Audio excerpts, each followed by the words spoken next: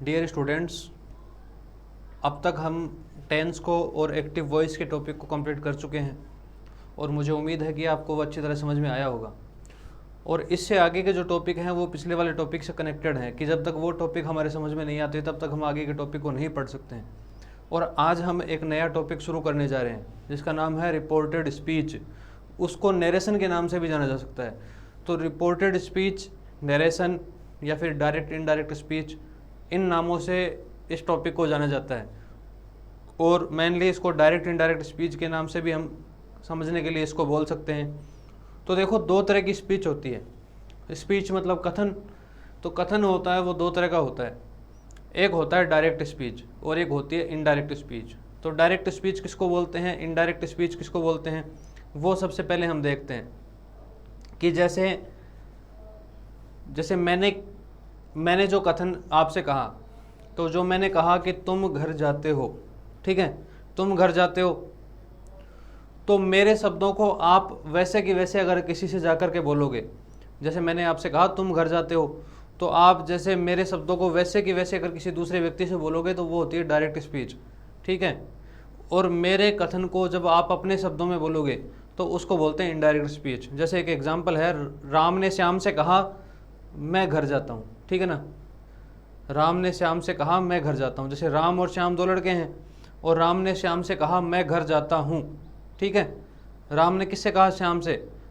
तो राम ने अपने लिए जैसे शब्द का यूज़ किया, अब श्याम ने वही शब्द जा कर के अपने घर वालों से बोल दिया कि राम ने मुझसे कहा मैं घर जाता हूँ। तो कहने वाले के शब्दों को जब हम सुनते हैं, ठीक है, तो उन शब्दों को किसी तीसरे व्यक्ति के समक्ष जब हम वैसा का वैसा बोल देते हैं जैसा हमने सुना, तो वो होती है डायरेक्ट स्पीच।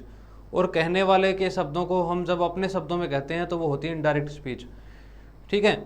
जैसे मैं एक सेंटेंस बोलता हूँ, राम ने रावण से कहा मैं पाठ पढ़ता हूँ, ठीक है ना। या फिर राम ने सीता से कहा मैं पाठ पढ़ता हूँ। राम ने सीता से कहा मैं पाठ पढ़ता हूँ। अब इस सेंटेंस को मैं अपने शब्दों में कैसे कन्वर्ट करूँगा कि राम ने सीता से कहा वह पाठ पढ़ता है, ठीक है। एक तो मैं ऐसे बोलूँ, राम ने सीता से कहा मैं पाठ पढ़ता हूँ, तो उन शब्दों को वैसे कि वैसे जब हम रखते हैं जैसा कहने वाले ने कहा था तो वो होती है डायरेक्ट स्पीच। और कहने वाले के शब्दों को हम अपने शब्दों में कहते हैं, ठीक है, तो वो होती है इनडायरेक्ट स्पीच। जैसे कोई कहानी लिखता है, जैसे मैं बोलूँ, ठीक है ना, मैं बोलता हूँ मैं पढ़ाता हूँ, ठीक है ना। तो आप जब अपने शब्दों में इस बात को कहोगे कि सर ने कहा वह पढ़ाते हैं, ठीक है ना, तब ये तो हो गई इनडायरेक्ट स्पीच। और जब आप मेरे शब्दों को जाकर के बोलोगे कि सर ने कहा कि मैं पढ़ाता हूँ, आप मेरे शब्दों को वैसे कि वैसे बोलोगे तो वो हो गई इनडायरेक्ट स्पीच। तो कहने वाले के शब्दों को वैसा कि वैसे बोलना वो होती है डायरेक्ट स्पीच, और कहने वाले के शब्दों को अपने शब्दों में कहना ये होती है इनडायरेक्ट स्पीच। तो इस तरह से स्पीच दो प्रकार की होती है, एक तो होती है डायरेक्ट स्पीच और एक होती है इनडायरेक्ट स्पीच। तो इन दोनों की जो डेफिनेशन है वो समझने के लिए मैं आपको हिंदी में लिखवा देता हूँ। सबसे पहले हम टॉपिक डालते हैं, इसको हम रिपोर्टेड स्पीच भी कह सकते हैं, इसको हम नरेशन भी कह सकते हैं, और इसको हम डायरेक्ट और इनडायरेक्ट स्पीच के नाम से भी जान सकते हैं, ठीक है। तो चलो लिखते हैं। सबसे पहले हम हमारा topic direct and indirect speech, ठीक है। तो स्पीच दो प्रकार की होती है, एक तो होती है डायरेक्ट स्पीच और एक होती है इनडायरेक्ट स्पीच। कहने वाले के शब्दों को वैसे कि वैसे बोलना होता है डायरेक्ट स्पीच, और कहने वाले के शब्दों को अपने शब्दों में कहना इनडायरेक्ट स्पीच होता है। इस तरह से स्पीच दो प्रकार की होती है। तो सबसे पहले हम इसकी डेफिनेशन लिख लेते हैं।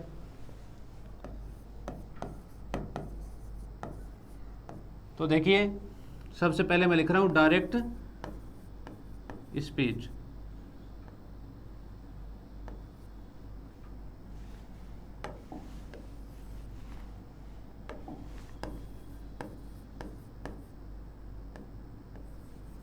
तो डायरेक्ट स्पीच किसको बोलते हैं, वक्ता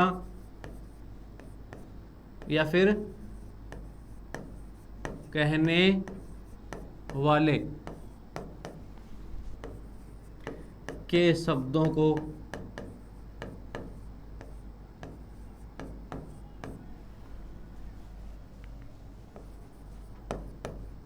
वैसे का वैसा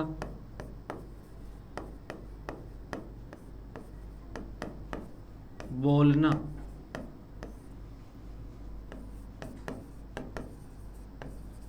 डायरेक्ट स्पीच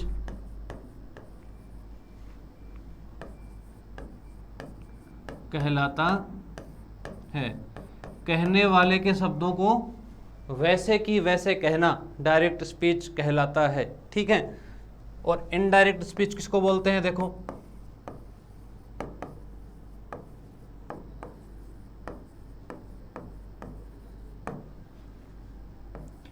कहने वाले के शब्दों को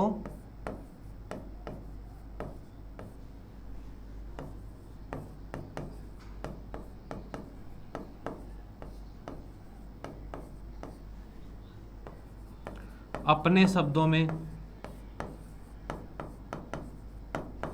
कहने वाले के शब्दों को अपने शब्दों में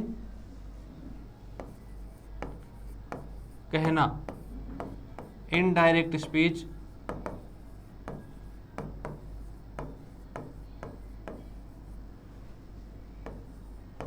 कहलाता है।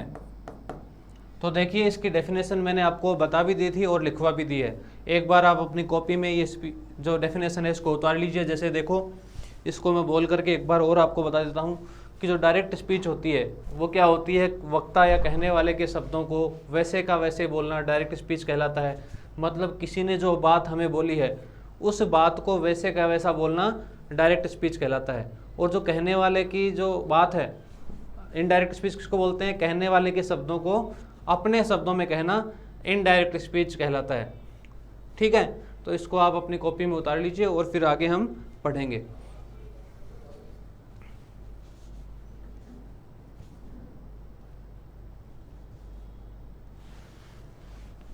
तो देखिए, इस तरह से आप इसका स्क्रीनशॉट लेकर के इसको अच्छी तरह अपनी कॉपी में उतार सकते हैं।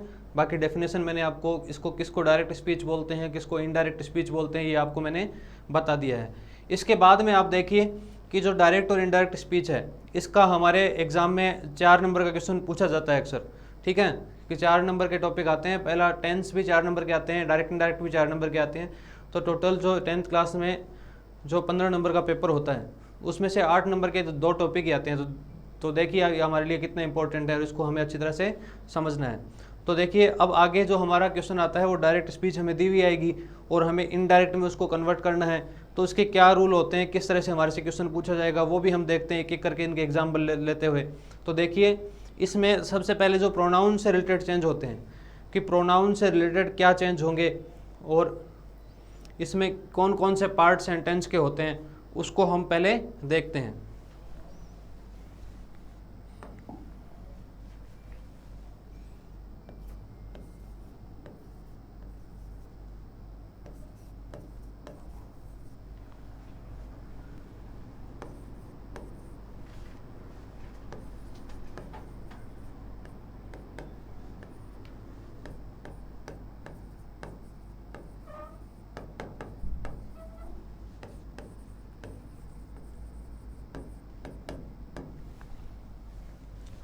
तो जैसे ये सेंटेंस है, राम सेज टू सीता, जैसे ये सेंटेंस है।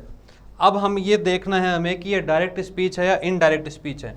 तो देखिए, हम जब हमारे एग्जाम में इस तरह का एग्जाम्पल आएगा, ठीक है, एग्जाम में हमें इस तरह का सेंटेंस दिख जाए तो हमें केवल इतना देखना है कि जैसे ये सेंटेंस है तो इसमें जो एक पार्ट तो है इन्वर्टेड कोमा के अंदर, ठीक है, एक पार्ट इन्वर्टेड कोमा के अंदर दे रखा है और एक पार्ट कहाँ दे रखा है? इन्वर्टेड कोमा के बाहर दे रखा है, ठीक है। तो हमें इसको हम देखो, इसको बाहर का जो सेंटेंस है, ठीक है ना, बाहर का जो सेंटेंस है उसमें भी चेंज होता है और अंदर वाले सेंटेंस है उसमें भी चेंज होता है। तो इसमें इसको क्या बोलते हैं?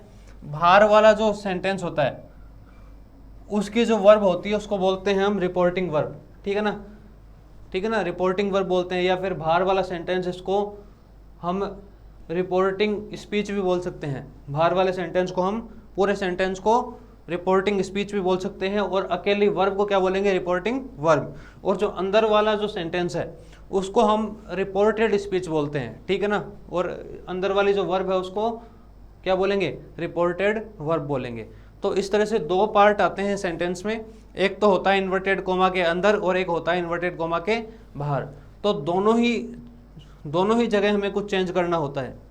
तो इसका देखो, सबसे पहले हम प्रोनाउन से रिलेटेड जो चेंज होते हैं उनको हम देखेंगे, उसमें हम किस तरह के चेंज करते हैं। देखो, तो प्रोनाउन से रिलेटेड जो चेंज होते हैं उसमें देखिए एक नियम लगता है, उस नियम को बोलते हैं SON का नियम। इसमें प्रोनाउन से रिलेटेड जो चेंज होते हैं उसमें कौन सा नियम लगता है? SON का नियम। तो देखिए, जो इसको हम ऐसे भी लिख सकते हैं कि यहां पर दे देंगे फर्स्ट पर्सन, यहां पर सेकंड पर्सन और यहां पर थर्ड पर्सन। ठीक है, ये हमने लिख लिया। एक तरफ तो SON इस तरह से हम याद कर सकते हैं, और बाद में फर्स्ट पर्सन, सेकंड पर्सन और थर्ड पर्सन हमने दे दिया।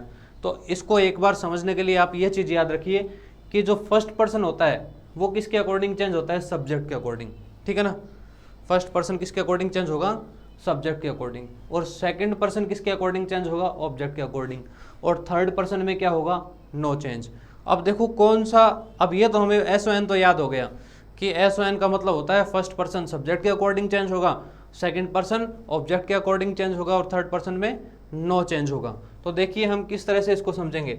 तो वहाँ पर भी हम एक बार SON का नियम लिख लेते हैं और फिर उसको देखते हैं कि हमने क्या सेंटेंस लिखा था और इसमें SON का नियम कैसे काम करेगा, कैसे इसको हम सॉल्व करेंगे। तो देखिए यहाँ पर हम एक बार लिख कर रख लेते हैं कि SON फर्स्ट, सेकेंड और थर्ड। इसका मीन मैंने आपको बता ही दिया, इसका अर्थ क्या होता है। अब देखिए जैसे ये सेंटेंस है, ठीक है, अब देखो हमें केवल इतना ही करना है, एक तो ये चेंज है और भार वाला जो पार्ट है उसमें हमें केवल ये ध्यान रखना है कि भार अगर हमें दिख जाए, इसको वापस आगे लिखवा देता हूँ कि अगर हमें भार वाले पार्ट में अगर दिख जाए से, ठीक है ना, तो से का तो होगा से ही रहेगा। अगर सेज दिख जाए तो सेज की जगह भी क्या होगा? सेज ही होगा। लेकिन अगर से दिख जाए, से टू, तो इसकी जगह क्या करेंगे?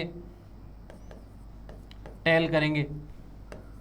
और अकेला सैड दिखे तो इसकी जगह क्या करेंगे? सैड ही करेंगे। ठीक है ना। लेकिन अगर सैड टू दिख जाए, सैड टू दिख जाए तो उसकी जगह क्या करेंगे? टोल्ड करेंगे। ठीक है ना। और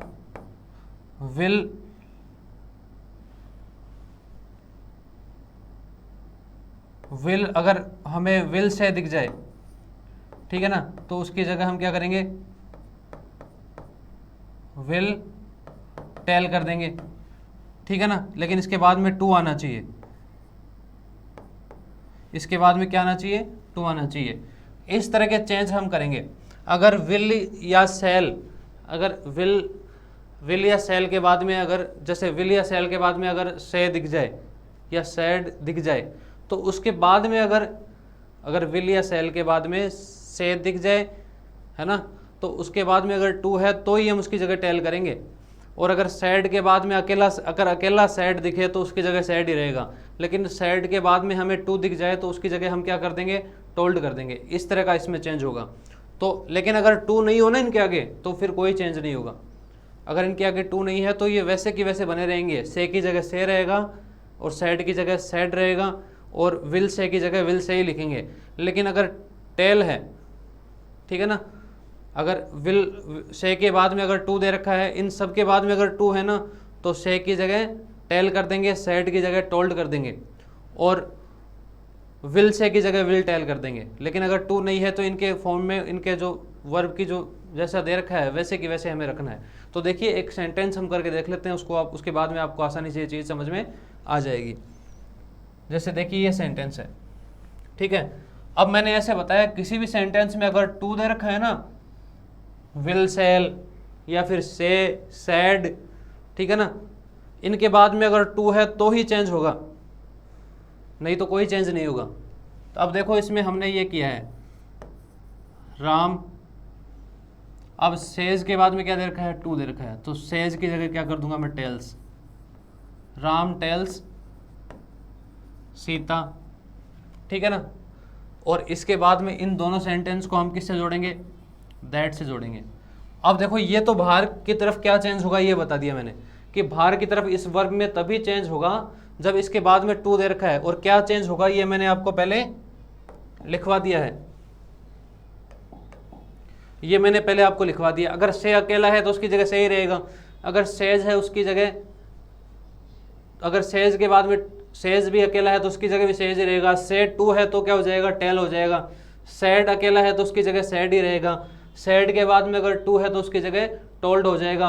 अगर विल से टू दे रखा है तो विल टेल हो जाएगा। लेकिन अगर इस विल से के बाद में टू नहीं होता, अगर इस विल से के बाद में अगर टू नहीं होता तो उसमें कोई चेंज नहीं है, बस टू होना जरूरी है इन सब के बाद में, तभी इनमें क्या होगा, चेंज होगा, नहीं तो ये जैसे हैं वैसे के वैसे बने रहेंगे। अब देखिए हम उस सेंटेंस को देखते हैं जो हम कर रहे थे।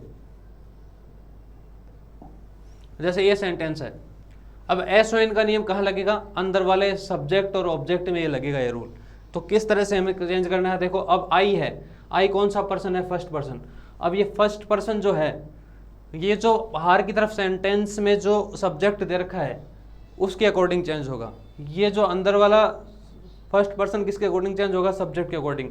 तो ये आई क्या है, फर्स्ट पर्सन है, और ये जो बाहर वाला सेंटेंस का जो सब्जेक्ट है उसके अकॉर्डिंग चेंज होगा। ये एस ओ एन कौन से हैं, ये जो बाहर के सेंटेंस से संबंधित हैं।